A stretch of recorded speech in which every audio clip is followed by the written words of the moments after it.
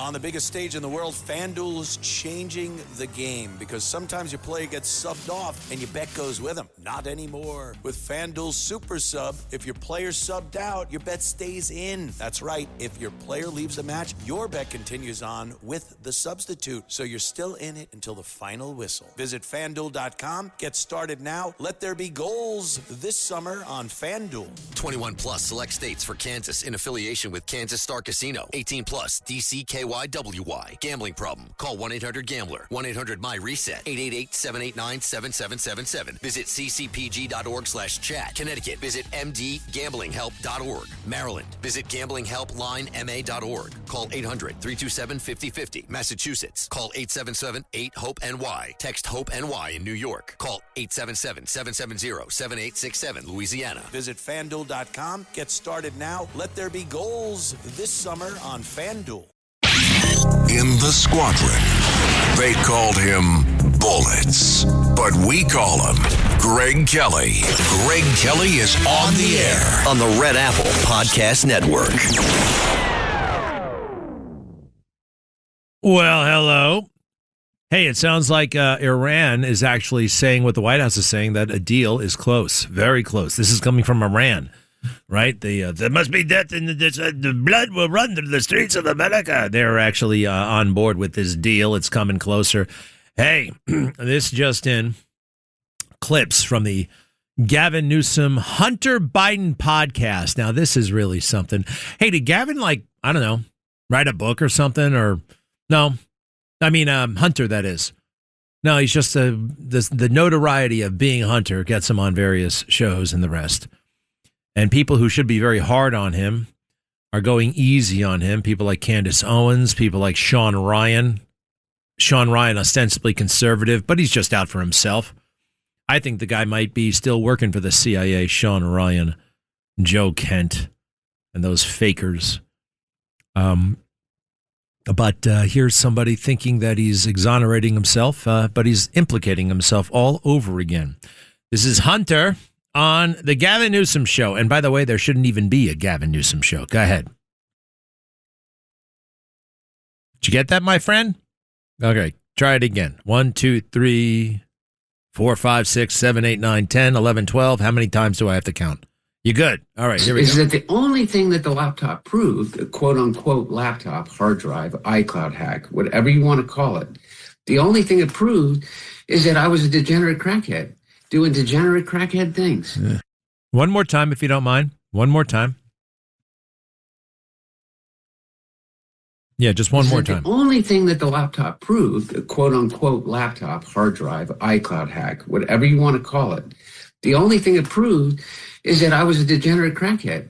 Doing degenerate crackhead things. Yeah. Well, okay. Lot there, actually. The only thing that the laptop proved, and then he catches himself.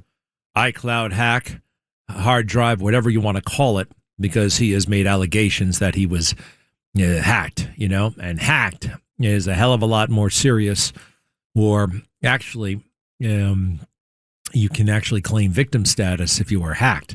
But if you turn your laptop into the store and you don't pay for it, it becomes the store, and the store can do whatever the hell it wants with it. It said it right there on the receipt. If not reclaimed in 60 days, it becomes the property of the store, just like laundry, they can't store that forever. You can't come in a year later and say, I'd like to get my shirts back. Maybe you can if you got a good dry cleaner or whatever, they know you. But if you come in like a stranger, no, it doesn't work that way. And then he says, all it confirms is, what does it confirm again? One more time. It's like, what is this behavior? Go. What happened is that the only thing that the laptop proved, the quote-unquote laptop, hard drive, iCloud hack, whatever you want to call it, the only thing it proved is that I was a degenerate crackhead, doing degenerate crackhead things. Yeah. All right. What are degenerate crackhead things? Giving money to your father from the Chinese? Giving money to your father from the Ukrainians? Telling Vidam Porozhensky that you're going to introduce your father to him at Cafe Milano? That's a degenerate crackhead thing. Now, you don't necessarily have to be a crackhead. You just have to be corrupt. See, he's kind of like the other guy. Oh, I was high, therefore I was suffering PTSD, therefore I'm in this. Right? This guy's busted. It's interesting. Now, not that I needed him to say that. These emails have not been discounted or disproved or debunked, right? Like the FBI tried to tell us. The FBI was running cover for the Bidens. And who was directing the FBI back then? Christopher Wray. Chris Christie's good friend, Christopher Wray. Where the hell is that guy? You know, I try to find him. I'd like to know where he's working. I'd like to send him a nasty letter. I'd like to have a talk with him. The most corrupt FBI director ever, even worse than Comey. Oh, Comey, I don't want to let him off the hook. Too bad. Isn't that something else? So it's just once again, here we are. Here we are. We know it. You know it. They're laughing at us all this time later. One other thing. The Austin Metcalf family, they're obviously grieving. They'll be grieving for the rest of their lives. This gentleman, the leader of the family, the father, what a great guy. It's very interesting to hear him talk about his faith, about forgiveness, but also about accountability.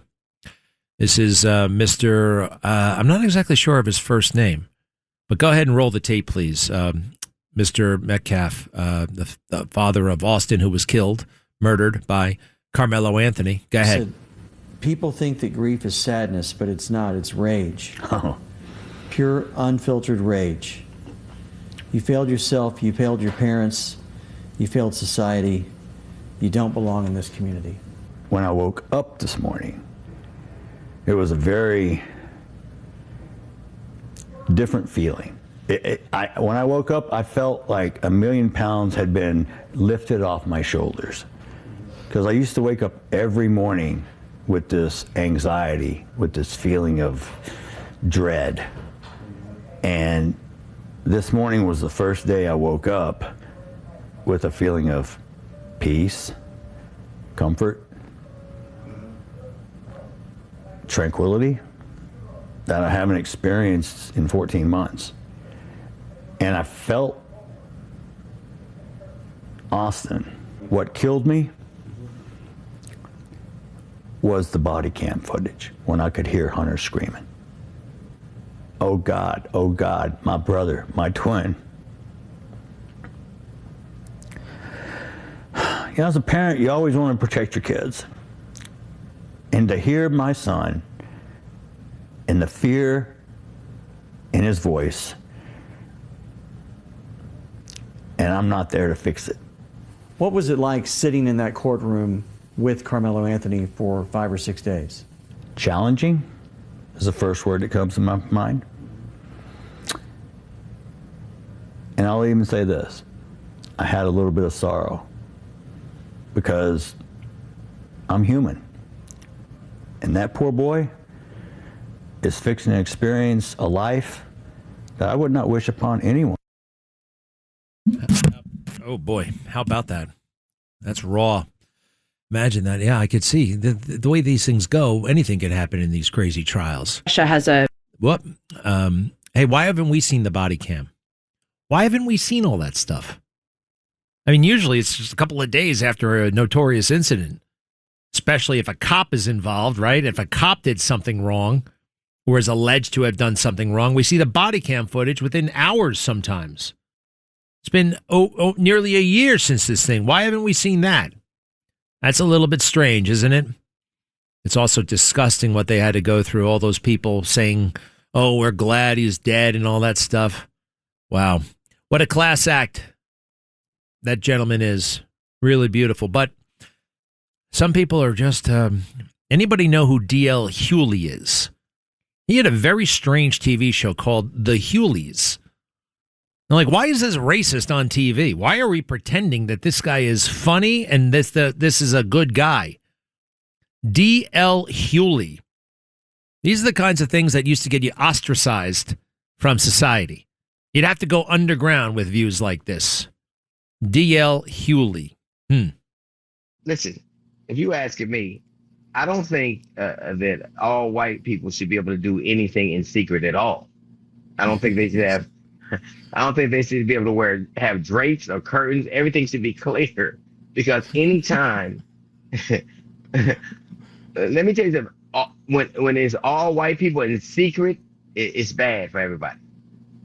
I think that striking those jurists that were black was for a reason. Listen, if you asking me, I don't think that all white people should be able to do anything in secret at all. And guess what? I don't think guess what Don Lemon is doing? This is how he's reinvented himself, by the way. Being a radical, angry black man. And you know who really digs it? Who really gets intimidated fast? Liberal whites. Like his husband, the liberal white husband that he's married to. I have noticed that the most vocal black liberal activists, right, who are convinced of systemic racism all over the place, they all marry white people for some reason. It's like without fail. And why is that? Huh. It's just one of those weirdo biographical things. I'd like to know a little bit more about that. Oh, no, don't talk about that. Don't ask about that. Well, why not? It's a strange thing. Hey, one other thing I wanted to get to. Did you get my Ami Kozak?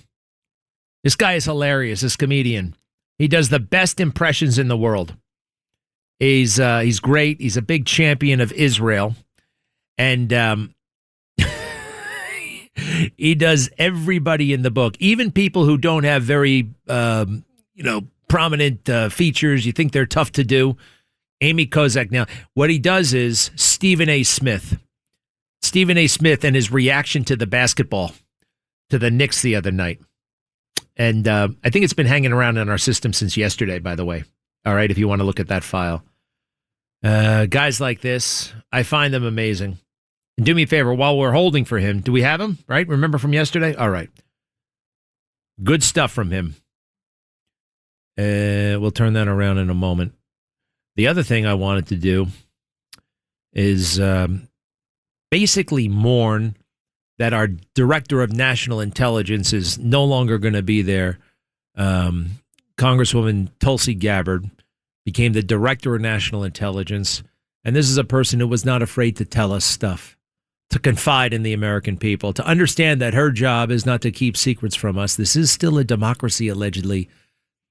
And the price that she paid, the CIA going into her office, I would love to know if her husband was somehow, I don't know, was her husband a victim of this?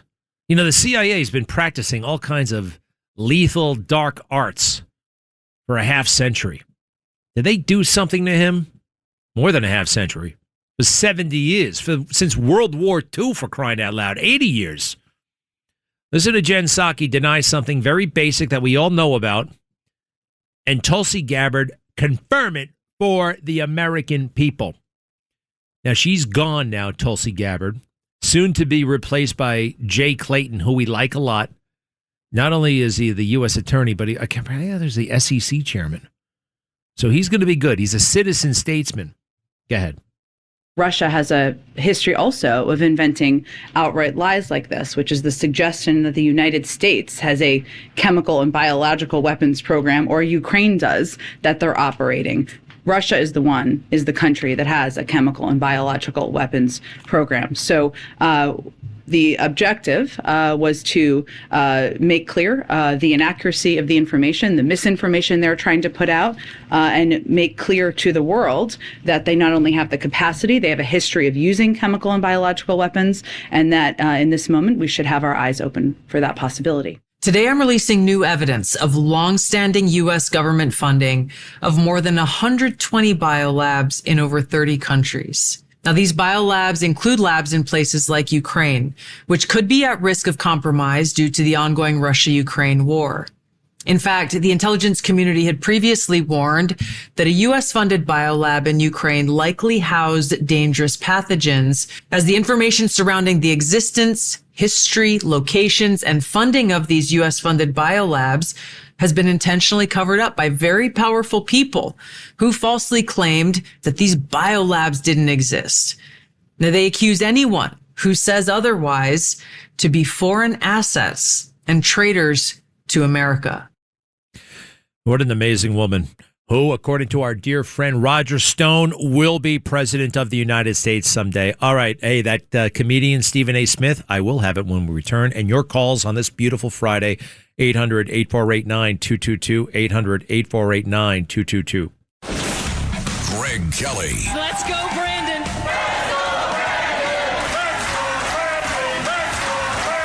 On the Red Apple Podcast Network. Greg Kelly On the Red Apple Podcast Network. I'm not really pitching for candidates that you should give money to them, but you should give money to your preferred candidates. And I'm guessing that you probably lean a little bit MAGA and lean a little bit right, because I'll tell you what, compared to the liberals, right? Let's say, I don't know how long you're on the internet, right? But you are not on the internet as much as your typical liberal, all right? They live online, period, all right? That is life.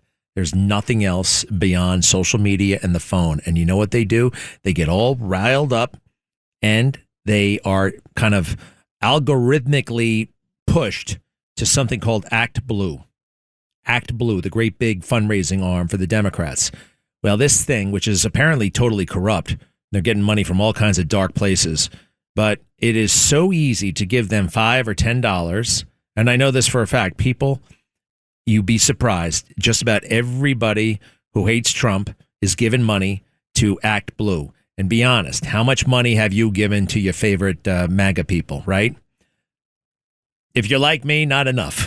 Okay, let me just say, not enough. Not enough. I could give more. I should give more. And I'm thinking about Bruce Blakeman, by the way. Bruce Blakeman. He's running for governor. This guy can win. Do we want to send bucktooth, bimbo, Buffalo inhabitant Kathy Hochul back? Does she deserve to win? That idiot? I mean, I'm sorry, but she's idiotic. Truly. Now check this out. Betsy McCoy. Go bold, Bruce Blakeman, with a tax plan even Democrats can like. He is so open-minded and so creative. He is the people he's talking to and the common sense protections and governance he's offered Nassau County. This guy could do wonders for New York State, and he believes in law and order. You know, last night, the other night, Wednesday night, that's not just on Mamdani and the police commissioner. That's on Hochul, letting the streets get carried away like that. You can't have that. That's not a civil society. And, you know, okay, well, we don't want to riot. We don't want a police riot. Well, then you just give up? You give up the streets? You can't give up the streets. That's illegal. That's an infringement of my rights, your rights, and the rest. All right. You want me to go up? I'm not going to do the rest of the Gavin Newsom thing. I'm going to leave most of it as a surprise. Kel Surprise for next week on my Substack. At Greg Kelly USA for all my content, by the way. Whether it's Instagram, whether it's X, okay, at Greg Kelly USA. The other thing I want to do is, I got to get ready for the fights, the UFC. I'm going on Sunday. I got invited. I got a VIP ticket. I don't know what that means, how close I'll be to the cage match. I just saw the pictures. Looks like every seat in the house is a great seat. So I'm going to be there. My brother's coming with me. We're going to have fun. And, afterwards, we're not going to riot. Even if our preferred fighter wins, we shall not break any taxi cabs or whip them or anything like that. Maybe a few brewskis at most. Greg Kelly On the Red Apple Podcast Network.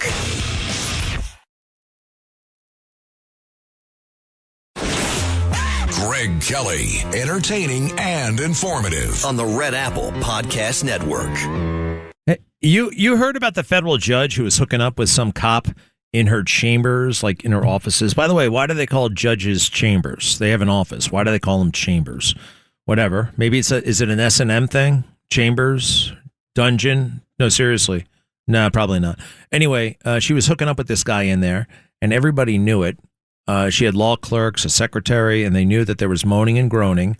One of the clerks, it was going on for years, one of the clerks complained, and they did an investigation, and they confirmed that she was having sex with this cop. and the judicial reprimand, like her boss reprimanded her, and you had to make that public. But he did a couple of things. Did not reveal the gender of the judge, the name of the judge, right? So, and all she had to do was write a letter of apology or something like that. I mean, really, that was how light it was. And she got to be a federal judge still. Well, her name is Eleanor Ross. Everybody knows it. And she is in trouble now. People are calling for impeachment. Congress is mad at her. The Justice Department is mad at her, and she's in huge trouble. I wonder if she'll make it. Now, technically, I don't think these guys. Oh, the most important attribute of a judge is integrity, she wrote. Her husband, a lawyer who is now a Georgia State Court judge, sat behind her during her confirmation hearing. Yikes. She soon settled on the 17th floor of the federal courthouse in an office with 2 couches, a meeting table, and windows that overlooked the Atlanta Falcons Stadium. Among the decor in her chambers was a picture of Justin Ruth Bader Ginsburg with a quote from Beyonce and Drake. All them fives need to listen when a 10 is talking. Okay. Elsewhere, she hung up an apology letter from a lawyer she had chastised for being underdressed and underprepared in court. You go, girl. In their first year of the prestigious 2-year clerkship, Judge Ross's clerks would sit at a desk just feet away from the door in her office. In addition to their legal work, they were tasked with greeting visitors, and they kept a small CCTV nearby to see who was outside. So it was odd when they would see a uniformed police officer walk down the hallway toward the back door of the judge's office. The walls were thin, and the clerks could sometimes hear music and the judge and officer chatting. Then the music would continue, and the talking would stop. Other times, what they heard was more explicit. Oh, boy. The 3 clerks told the New York Times that their stomachs churned when they realized what was taking place. But coupled with her other actions, it also represented something fundamentally painful to them, that a person with a role they revered, a person whose job it was to decide America's laws, seemed not to care whether they heard or not. One clerk said it felt like their belief in the legal system had been yanked out from underneath their feet. Okay, come on. All right, they're hooking up at the office. I know it's not ideal, but I also have a feeling it's not unprecedented, you know? All right, Susan, how are you? Is she there? Hey, Greg. Hi. Hi, Greg. Well, you were talking about Westmoreland, what a hypocrite he is. Westmore, not Westmoreland. Westmoreland's somebody else. That's that old-timey general from Vietnam. Sorry, very not meant to say that, but that this dispute, I guess, that he's having with President Trump, because President Trump put on Truth Social that they're trying to redo the dilapidated golf courses that Jack Nicklaus is like sponsoring this to make it back where, because it's really for the military, and they all right, made it so and I'm having trouble following. What's the bottom line?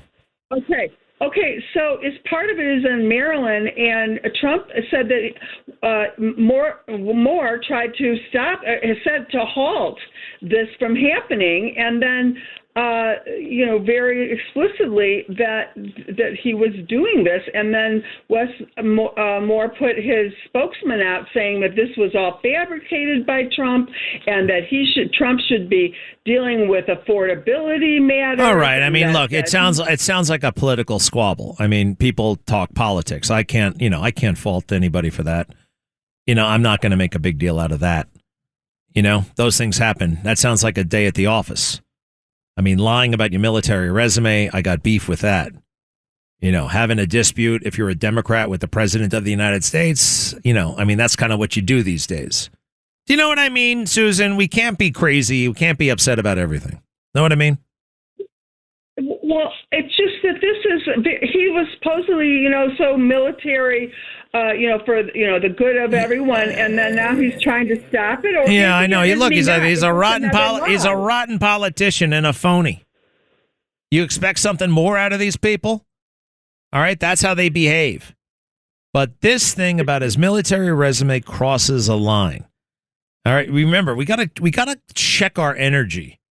You got to hold for what's important. I got too many of my conservative friends just going outrage after things that I know are happening, but I can't be outraged about everything.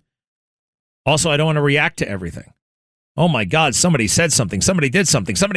I got to, like, what's important, what's not important. And you know what? Military golf courses, ask me about those another day. All right? Ask me about those another day. Thank you, Susan, though. Henry, hello. How are you? Hey, Greg.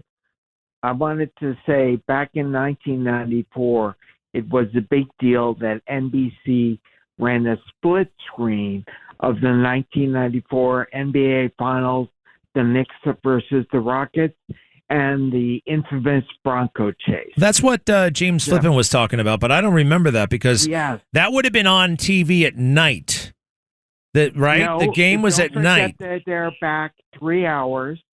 What? And secondly... Wait. Whoa. Hold on a second. Now, where was the game? New York. New York. Well, I know where I was when that Bronco chase was happening. And it was daytime. It was daytime. I know, and it was daytime. I watched it in the East Coast. It was daytime, not nighttime, daytime. I was working that day, and I had dinner in that Chinese restaurant across the street, Madison Square Garden. I know that place well, Chinatown Express. Yeah, yes. And I was eating there, and it was daytime in New York. So I'm telling you, man, I don't think they did that. Right. So guess what, though? They don't play basketball games during the daytime when it's championship, right? Right. So the split screen. It was June. Don't forget June. Somebody's misremembering something. What time did the game start? The game start. Anyway, look, maybe there was a split screen. You're right. It could have been 7 p.m. or something like that. It could have been that. You're right. I don't know. What difference does it make? I don't know. We're just remembering. All right. Yeah, no, that was a wild day. I remember every time I think about that, I think of a guy named Mark Sullivan who I was in flight school with. And he said to me, I can't believe I'm watching this. I can't believe this is happening. Mark Sullivan, a native of Syracuse, New York, who went to Liverpool High School. And the last time I saw him was the day we got winged. And, we got winged. He wasn't winged with me for some reason. But we finished flight school at about the same time. And he went on to fly F-14 Tomcats. And then years later, I'm driving on I-95 in North Carolina, and I hear him being interviewed on NPR radio. It's really cool. I wonder how he's doing now. Hey, man, thanks for that. That is interesting. All right, Nate, how can I help? All right. So with regard to Carmelo Anthony, I think that, blacks are upset about the wrong issue because the truth is Carmelo Anthony had a much higher probability of killing another young black male than he did killing Austin Metcalf.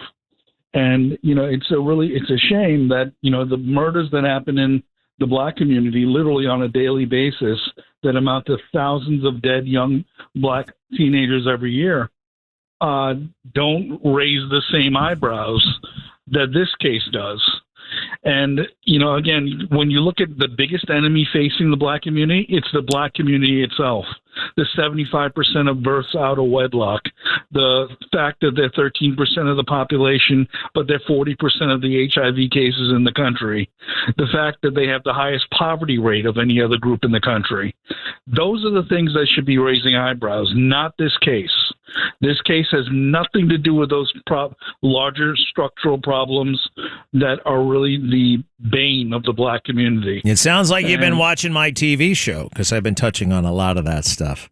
And Barack Obama used to have the guts to talk about that stuff. And then they slapped him around. Jesse Jackson threatened to remove his testicles. And so he never brought it up again. And also, Barack Obama was conflicted about his blackness and his whiteness. It's right there in his book. The blacks were suspicious of me because I was white, or they didn't even know what I was. Is he even black? He writes all about this. So he's like insecure in his own skin, literally. Now, me, I'm not insecure. I don't really give a damn about my skin. I care about the truth.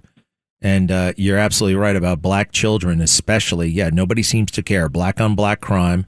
Right? It's the bigotry of soft expectations. Now, granted, there is a weirdo formula that the media uses to figure out what coverage they're going to give a certain case, right? There are 16,000 murders, plus or minus, in America a year. You can't cover all those, but they do cover some. Why? Sometimes I'm watching MSNBC and I'm like, oh my God, this is the wildest case I've ever heard of in my life. It happened 5 years earlier and nobody knows about it. These things, it's strange. Yet everybody knew the Karen Reed case. Everybody knows the Murtaugh case. White on white crime actually gets coverage as well. White on black crime, black on white crime, black on black, not really, especially if it's poor people. It's just a little toxic soup and it's not healthy at all. Those discussions or those the thinking process. Thanks, Nate. Steve, how are you? Hey, Greg, doing okay. This thing with the judge, all right? And I'm a practicing attorney. Don't hold that against me, okay? But for a long time, let me just comment here. Now, at all levels of government, the court is supposed to be the weakest branch of the government. What does that mean? Because nobody really talks about that. That means if the legislature at any level is doing their job, they draft laws clearly and concisely for execution by the executive, and the court is simply supposed to do an interpretive function. All too often, and I'm pointing to immigration law here specifically, but there's other areas as well. Congress writes vague laws or they hand off to the executive, and these things wind up in the courts, thereby giving judges too much power. So my point here, bottom line point, you want to see these judges, all right, knock down a thing or two. Vote in your legislature, whether it's at the federal level, the midterms, or at the state level. Vote for the legislatures to do their job. Make clear and concise laws and then the executive just clearly follows the law and the legislative intent. And you won't find so much. You will neuter these judges a lot, and they won't get away with so much crap because they really are, Greg, quite frankly. No, I get it. I ask you, you say the judicial is supposed to be the weakest. Where does it say that? Is that a Federalist Papers thing? Because, my understanding is co-equal branches of government. That's what I always hear. Why do you say they're supposed to be the weakest? Where do you get that terminology? I think it was in the Federalist Papers. All right. All right, but you're thinking. All right, now, all right. I asked the right question because that sounds a little bit off to me that they're supposed to be the weakest. Now, maybe there's something to it, but I owe you co-equal, right? Wait. Co-equal doesn't mean, all right, and I explained it. They have a role to interpret the law. I know, but there's also that co-equal thing. I've heard co-equal. Now, where did I hear co-equal? Is it in the Constitution? I don't know, actually. Is it in the Federalist Papers? I don't know. Listen, man, I'm telling you, you're giving me something to think about, and I think you're onto something, but I got to check the details, all right? Because I want to be right about this when I make videos, okay? Okay, very good. All right, thanks, pal. And we'll do one more. Gerald in Chelsea, New York. Hi. Greg, Gerard. Yes, sir. Pardon me. Sorry. No, it's quite all right. What's happening with the congestion pricing? Duffy and the president against Hochul? What's the story? Yeah, it's just one of those things. We're going to just have to pay it. Remember Mr. Johnson and the Honeymooners? Yes. You're going to have to pay it. No choice. We just got to pay it. So is it a done deal, though? Or is anything pending? Is the fight over? Or do I just... I think it was... You know what? It's actually... President Trump has been making noise about how Hochul backed out of that deal with the pipeline and the rest and the windmills. Yeah. So maybe that should be back in discussion all over again, we'll have to see. Yeah, no, thanks for reminding me about that. We will have to see, and that's important. Yeah, I hate that thing. I grew up in Hicksville. Yeah, it's terrible. I grew up in Hicksville. I live in Chelsea all these years now, and it's frustrating. It changes things. Oh, and the main point I wanted to make about it is preventing people from going into the city and spending money before 9 p.m. Like people won't go until after they say the traffic is less and the air is better quality, which I don't particularly believe either of those points they make. But in my layman's opinion, people are avoiding going into the city and hence spending less money. Yeah, no, I got it. No, thank you. You're right. Look, you ever be on the LIE and you're coming into the tunnel and you see that huge line of cars that's trying to get off at Van Dam Street to go to the Queensboro Bridge so they don't have to pay the toll? Exactly. But I usually splurge. I also get lost. I'm very anxious from that little distance. I'm like, I don't know exactly where to go. And the signs are a little bit, they're not prominent and you can get lost and screwed up over there real easily. At least I can. Very and then I also want to be, I also get the wrong deck. I always want the upper deck, but somehow I always get the lower deck, and it's very frustrating to me. Thank you, pal. I'll be right back. Yes, sir. Greg Kelly. Let's go, Brandon.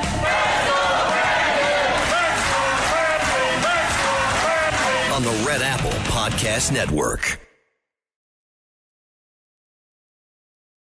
Greg Kelly, entertaining and informative. On the Red Apple Podcast Network. Here's an item. Barry Weiss at CBS. Remember Elizabeth Hasselbeck? Nobody remembers. She was on, what was she on? Survivor? She was on one of those reality shows. She did well, and then she showed up on Fox. She's one of these, she was like a media person, and then, oh my gosh, she's conservative. Let's embrace her on the right, and that's cool. I don't think she, quite frankly, had the media credentials at the time, and, but I think she married a football dude, right? And she's going to guest host on Channel 2, CBS. Good for her. I actually like her. She's pretty sharp. And I think she kind of stepped back to raise her family and all that stuff. Good for her. Good for her. All right, the other thing. I'm going to get to the money part. I am going to read a little bit more of my piece because I think this is where everybody, this is where it all comes apart for Gavin Newsom. Are you ready, everybody? Okay, so by now you may be wondering why I am still talking about Gavin Newsom's book.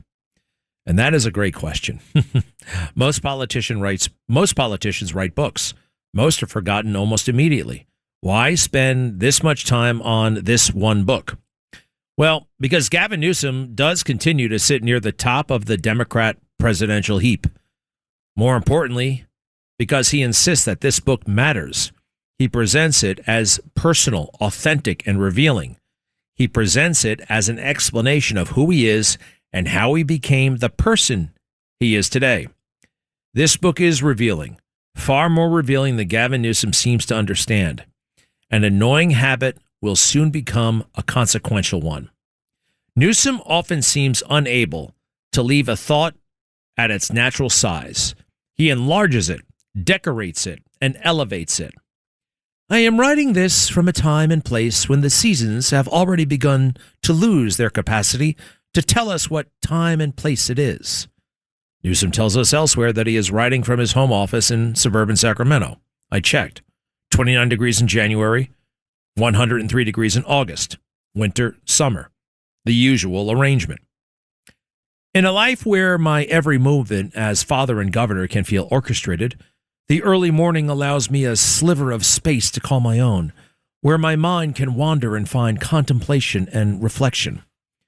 His movements of governor being orchestrated? Fine. But his movements as a father? What the hell does that mean? And when discussing his father, who died in 2016, Newsom writes, in my more solitary moments as governor, it hits me that I have no one I can call on to fill his absence, no one who might listen to my fears and anger and respond with understanding, savvy, and an erudition that brings with it history and philosophy and literature. So most people who lose a parent experience grief. They miss them. They wish they could pick up the phone one more time. But for Gavin, even that thought arrives carrying history, philosophy, literature, and erudition. And just when you think the attitude cannot possibly increase, he writes, these conflagrations are born of a different nature, tornadoes of fire, really, that incinerate tree crowns dating back to the Sumerians. The Sumerians have entered the conversation. By now, we have learned a great deal about Gavin Newsom. We have learned that he modeled himself after a fictional TV character. We have learned that he embraced mimicry as a way of life. We have learned that he found inspiration in the idea that the pose becomes you and you the pose. We have watched him describe his mother, his mentors, his ambition, and his own development in ways that often seem more revealing than he intends. What we have not seen is much evidence that Gavin Newsom understands the implication of what he is telling us. Today, Newsom describes this book as a story of a man who spent years wearing a mask. But if anything, the book reads as a story of a man removing a mask, then a guide to putting one on. All right, there's the music. It's about to jump the freaking charts, everybody. This is the Politico obituary of Gavin Newsom. Follow me on Substack. We're going to make history together. Greg Kelly Substack. I'll see you after the fight on Sunday night.